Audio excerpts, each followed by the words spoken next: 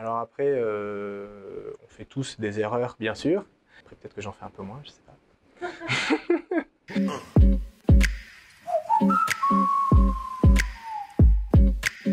Pour moi, enfin, la technique est hyper importante, mais effectivement, le management et gérer les gens, avoir des relations avec eux, c'est ce qui m'intéresse encore plus. Ce qui me manquait, c'était des outils, de la structure.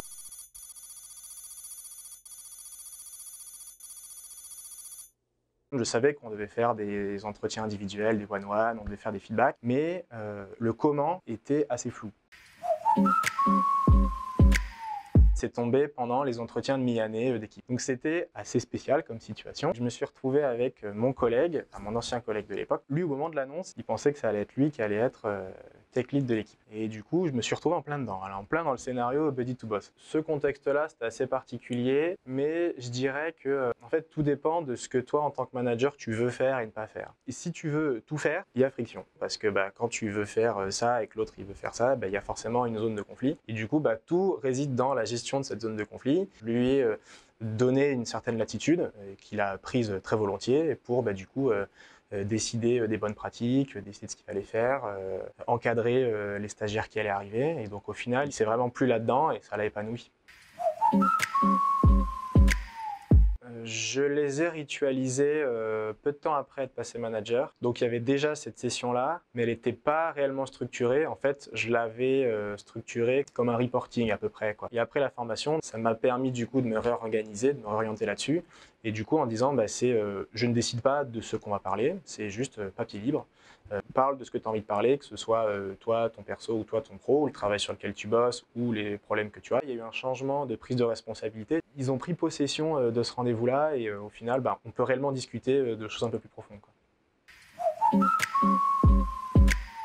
Le but, c'est qu'on entame sur un dialogue perso pour que du coup, ça devienne un peu fluide et limite des fois, en faisant ça, il n'y a même pas besoin de la question et ça déroule tout seul. Comme c'est un échange, comme je demande une relation un peu plus que professionnelle, au bout d'un moment, si je ne fais que recevoir sans donner, il y a forcément un moment donné où l'autre en face, il va se dire mais pourquoi c'est toujours moi qui raconte?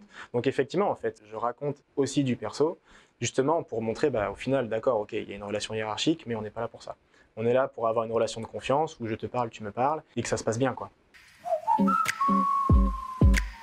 Déjà, ça commence par s'il élude la question de si ça va ou pas. Ça va bien et toi? Et s'il répond juste oui, oui, très bien, et qu'il embraye direct, déjà c'est raté. Je ne sais pas s'il n'a pas confiance en moi, ou si jamais il n'a pas envie d'en parler, et pourquoi. Et du coup, j'aurais pas accès à tout ça. Et l'autre moitié qui peut être ratée, c'est s'il se contente de faire un résumé de ce qu'il a fait. Il peut avoir fait beaucoup ou pas beaucoup. Ce qui va me questionner, c'est comment, un peu le pourquoi aussi. Pourquoi il a fait ça, comment il en est arrivé là, est-ce qu'il a eu des points de blocage, et qu'est-ce que ça s'est bien passé ou pas. C'est arrivé il n'y a pas longtemps avec un de mes développeurs. Il a dit écoute, je me suis laissé déborder par le stress, j'aurais pas dû et je m'en veux d'avoir fait ça et ça se reproduira pas. Et du coup, c'est ça qui est hyper intéressant au final. Qu'il en arrive à cette conclusion lui-même et qu'il me le dise, ça c'est gagné par contre. Ce que je leur dis en plus, c'est que peu importe de faire des erreurs, c'est pas grave, il faut avancer. Mais au final, pourquoi il s'est fait bouffer? Donc pourquoi t'en es arrivé là? Pourquoi t'en es arrivé à stresser? Et pourquoi tu t'es laissé déborder par une autre équipe? En fait, c'est notre équipe qui lui demandait beaucoup de questions et qui le sollicitait beaucoup. Et je lui ai dit, tu sais, moi, c'est mon boulot à moi de faire en sorte que tu ne sois pas sollicité. C'est mon boulot de faire en sorte que tu puisses travailler. Pour moi, la formation Nouvelle Vague, c'est une base, c'est une structure. Mais surtout, si jamais j'ai à revivre une situation que j'ai vue dans le workshop, je sais que c'est là. Et je sais que du coup, j'ai une base sur laquelle m'appuyer. Pour moi, ça a été primordial. Je ne pense pas que je serais aussi confortable dans ma position aujourd'hui si je n'avais pas eu la formation.